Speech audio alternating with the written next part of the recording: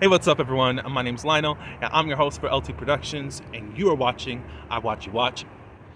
We are covering Tough Love Atlanta, Season 5, Episode 2. I appreciate everyone for coming to my channel.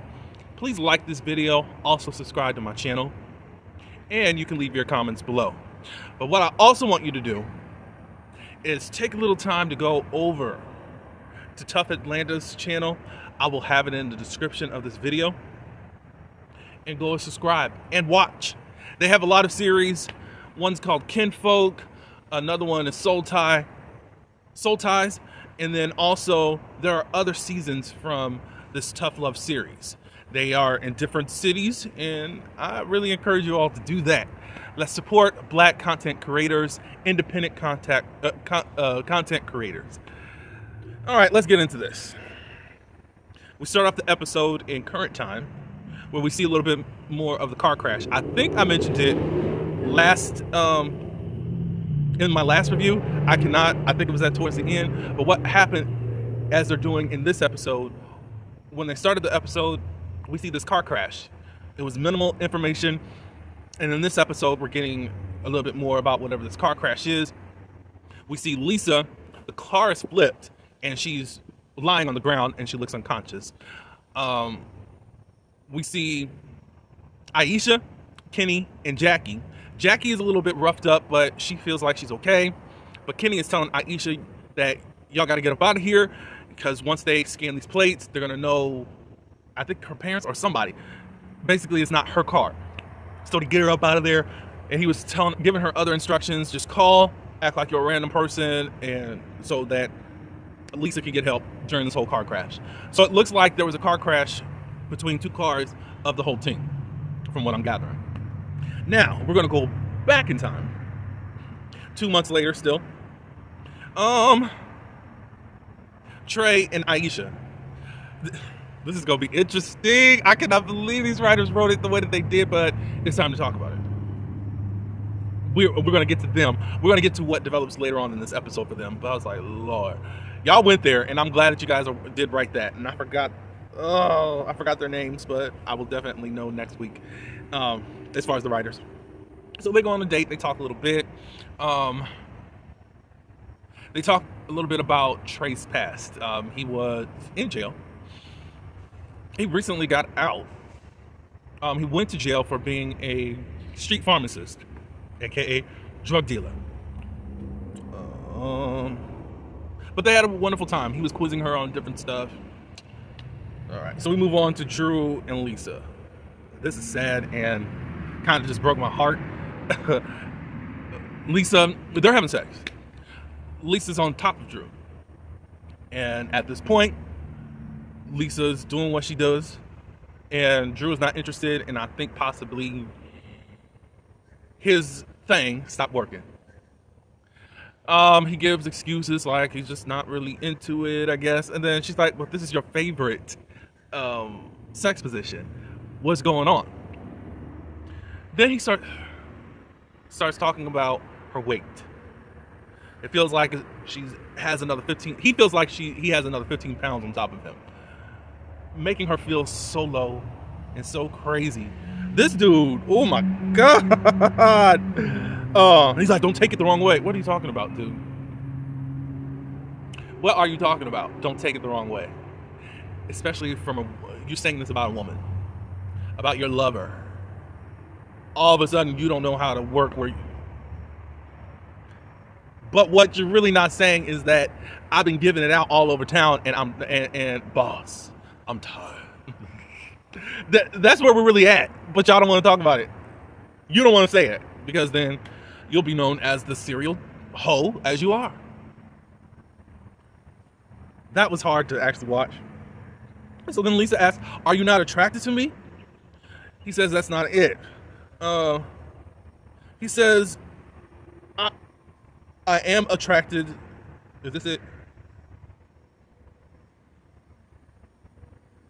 He says that he finally admits, because he's like, we're fine, when she's asking all these questions, and he says, but we're not fine, but I don't want anyone but you. Lies. He also says, I'm always going to feel attracted to other women, but I'm not in love with them. I'm only in love with you.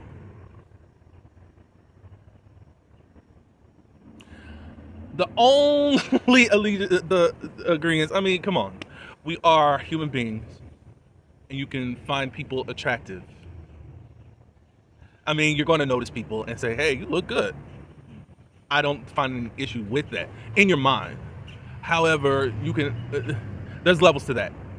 And Drew, you are playing a fine line. Lisa just needs to get up, for real, because that's just crazy. So Lisa, I think she talks about the whole polyamorous type stuff. She says that I was looking on computer, I wasn't snooping. Before Drew goes there, she saw it. And now my question is, did Drew set it up for Lisa to actually find this information on the poly stuff? Because they talk about it. She said that she's not really interested in it, but Drew was like, hopefully it can be a conversation and you would give it a little bit more thought. He has this way of not putting much pressure on her and make it think it's her decision, which is quite masterful, if I could say it that way, at how he works. Okay, so we move on back to Trey and Aisha. Get ready, y'all. Not yet. But they have sex, and then after the sex, Trey checks in, meaning with Aisha, how are you feeling in this? Did we do things right? Could I did this a little bit better? Could I lifted my leg a little bit more? Of course, Aisha's very blown away by that. Like, what do you mean you doing all this stuff? Really, Aisha's not really used into that actually happening. After they check in, Trey fixes them something to eat, and then Aisha, being the social influencer that she is, or blogger, or vlogger, she immediately goes. I don't know if she goes live, but she at least films a video just asking the ladies, are you into practicing sexual responsible behavior? Meaning you check in with your partner to see if they are good with the sex that they are getting. Jackie and Kenny. Jackie, she's found a potential venue to host the festival, and she plans to go there to meet with whomever whomever, just to see what she can do to get the venue. Kenny mom's call. She ends up finding out that Kenny is living in the storage area. So now we know for sure that he lives in there. We saw him close the door, but we didn't know what was happening. But I don't know if this is the same person that called him in the last episode, because the last episode, this woman was quite distraught and crying to pay her rent. It was interesting. But this one's kind of, she has a lot more spark in her, and she's going off like, you don't need to do all this. Right now, you can't afford a place, and maybe this program you're in is not really the thing for you. But then she goes on to say that, because Kenny was like, well, how do you know about this? And she says that I'm your emergency contact, and they are moving your stuff up out of there. So now Kenny got to go back to the storage and deal with that, and we'll get into that in just a few minutes. So, Lisa and her mom FaceTime each other. They see that Lisa is down in the dumps, and she says, what is it? Is it Drew? And Lisa was like, Mom, I'm okay, and Mom was like, you gotta stop letting this boy drag you through the mud. And Lisa's like, that's not what's happening, we're just going through something right now. And Mom said, is he a cheater? And Lisa said, I don't know. I don't know for sure. And then Mom said, he's cheating. All men cheat. Your daddy cheated. Your dad's dad cheated. My mom, dad cheated. Everybody cheats, as far as if you're a man. Just pointing that out. But then Lisa says that everything is going to work itself out for her and Drew. Then she gets into, I guess, Mom actually having a man, and Mom was like, I don't need no man. What I need him for? I got a warm blanket and a pillow that I can hug up to. So she's one of them. I don't need no man. Good for you, Mama. Good for you. All right, so we go on to Kenny. He's talking with the storage manager as the store manager has people moving out his stuff. He's directing them to take this stuff over here. Kenny is pleading with him, like, look, I just need to get through this program and then I will be okay and have my own place, da-da-da-da-da. The store manager is paying him dust. And then in the final second, he ends up saying, hey, you can stay here, but I know nothing about it. If anything hits the fan, I know nothing about it. And of course, Kenny thanks him. And then all of his stuff gets moved back into the storage area. All right, so Jackie locks down the venue, and she's talking with the manager, and he's going to send over a contract agreement. She calls Kenny to let him know, and I think at this point it went to his voicemail. All right, so this is it. Trey and Aisha. Aisha is still in awe that Trey wants to be so attentive to sex. She said, well, maybe the reason you're so attentive is that you're getting back into the swing of things since you weren't having sex in jail. And Trey said, oh, I was having sex in jail. What? Get out. So you had your whole experience as the orange is the new black? I always wanted to know, what is it like to actually get with the female CO? Trey said, I didn't get with a CO. What do you mean? He says that I had a partner while I was in jail. What? You mean you gay? And Trey said, no, I'm bisexual. What do you mean you're bisexual? And why didn't you tell me this before? I said, well, we're just getting to know each other. It's not something that you just pop out and say. And Jackie's like, well, we had sex.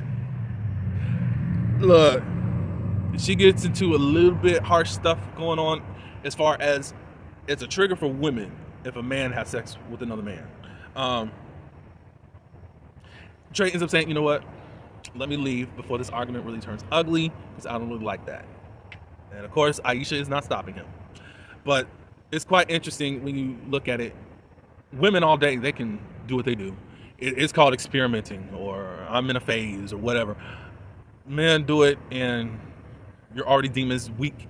You're deemed as gay. Instead of not being able to experiment, not being able to do what you need to do. I don't know how Trey's going to explain things. I think he's confident in whom he is. But he does say that he's bisexual. And while in there, he did have a relationship. I'm interested to see him tell more of his backstory. And we'll see how that goes. But later on, Aisha freaks out even more. So stay with me. So we go on to Lisa and Drew. She is ready to please Drew. AKA, I'm ready to do the whole polyamorous thing. So it's like you're doing everything you can to make Drew's life happy. So she has some rules. She said, you can't sleep with anyone that's within our friend circle or even friends of our friends. Number 2, honesty. You can't be with someone that she doesn't know about. They must know about me. And 3, can we keep it between us? I'm not ready to really spread this all around. And everything Drew said, oh yeah. We're good. And then she asks a good question. Are you okay with me hooking up with other guys? And then Drew said, I guess I have to be. But we'll cross that bridge when we get there. So it still seems like Drew knows what he's about to do and get into. Now he's got clearance to go smash everybody in the world. He ain't even thinking about Lisa to see what she actually needs in this whole relationship and if she really wants to do something. I'm sure once she presents somebody to him, he's going to go off. What y'all think about that? Leave it in the comments below. Jackie and Kenny, they talk. Kenny's upset that Jackie CC'd the bosses to let them know that Kenny wasn't there when she made the deal for the venue.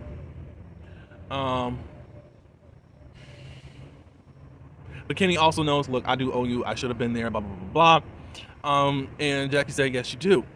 So Jackie said, you got to make it up to me, and you need to come to my home and be hungry. So Kenny goes over there, and basically what he needs to be hungry for is sex. So Drew, he texts some girl. Obviously, it's a girl that he knows, and basically, hey, it's been a long time, and I'd like to see you. I'm paraphrasing and all that good stuff, but he's doing it and sneaking behind Lisa's back. So obviously, he was never going to be integral in this whole situation that he has going on. Lisa, you opened up the Pandora's box, and the only one that's really going to have fun out of this whole situation is Drew. Unless you just really get, I don't want to say a spine, but get as loose as he is and start bringing these men around, because I'm sure he's going to have a fit. So we end this episode. Alicia is ready to, she's talking with someone to schedule an appointment. She wants to get an STD screening. So Aisha, I don't know why I keep doing that. You want to get a screening all of a sudden.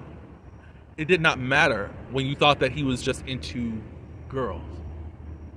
But as soon as you knew that he hooked up with guys, and then also hooked up with at least a guy in prison or jail, that really rocked your boat. That's very interesting, because I'm trying to figure out, don't women carry diseases too? Or are you just under the whole stereotype? DL men are usually cheating on their women with men who give them HIV and AIDS. Is that where you're at with the whole stigma? We don't know what happened in jail.